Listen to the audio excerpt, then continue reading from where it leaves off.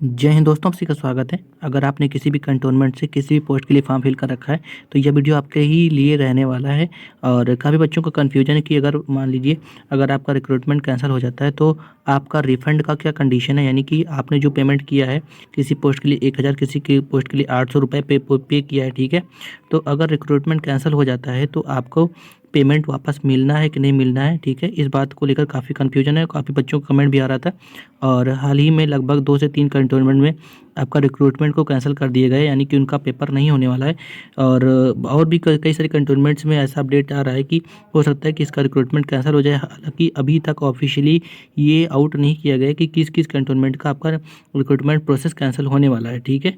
और जो भी अपडेट होगा आपको इस चैनल में मिलने वाला है। और आप चैनल को लाइक कर दीजिए और वीडियो को सब्सक्राइब कर दीजिए। चलिए देख लेते हैं कि इसमें क्या कंडीशंस होती है। ये सारी जानकारी आपको ऑफिशियल साइट पर ही आपको पहले से बता दी जाती है कि अगर आप इस किसी भी कैंटोनमेंट से रिलेटेड अगर फॉर्म को फिल करते हैं तो आपको रिफ़ंड करने के क्या कंडीशंस होते हैं। हालांकि कुछ कैंटोनमेंट्स में ऐसा है कि आपका रिफ़ंड हो जाता है, लेकिन लगभग 60 से 65% कैंटोनमेंट्स में ऐसा नोटिफिकेशन आउट कर रखा है कि आपको रिफ़ंड नहीं मिलता है, ठीक है। तो सबसे पहले चलिए देख लेते हैं, आपकी ऑफिशियल साइट पर ही देख लेते हैं कि किस किस कैंटोनमेंट का आपका रिफ़ंड होने वाला है, ठीक है। और हाल ही में लगभग मेरठ, बरेली और भी कई सारे कैंटोनमेंट में रिक्रूटमेंट प्रोसेस को कैंसिल किया जा रहा है, ठीक है।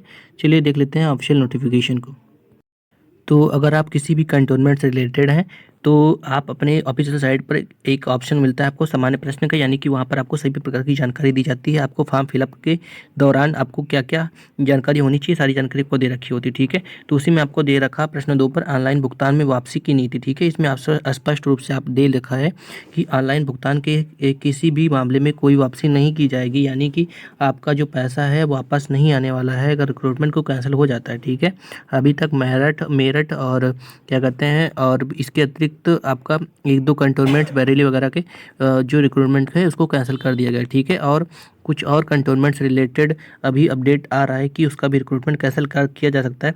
हालांकि मैं उसका अभी नाम नहीं बताऊंगा क्योंकि उसमें अभी तक ऑफिशियली कोई नोटिफिकेशन नहीं आउट किया है, इसलिए अभी मैं आपको उसको नहीं बता सकता हूँ, ठीक है। तो इस वीडियो में इतना ही था कि आपको पता चल सके कि आपका रिफ़ंड होना की संभावना कितनी है, ठीक है।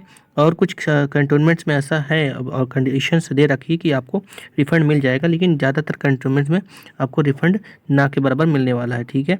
तो एक तरीके से कह सकते हैं कि ये धोखाधड़ी है, ठीक है। अगर रिक्रूटमेंट इनको अगर कैंसिल करना है तो बच्चों का पैसा जैसे ऑनलाइन ले रहे हैं, ठीक है। कई जगह पे ऑनलाइन फॉर्म फिलअप हुआ, कई जगह पे आपका ऑफलाइन फॉर्म फिलअप हुआ है, ठीक है।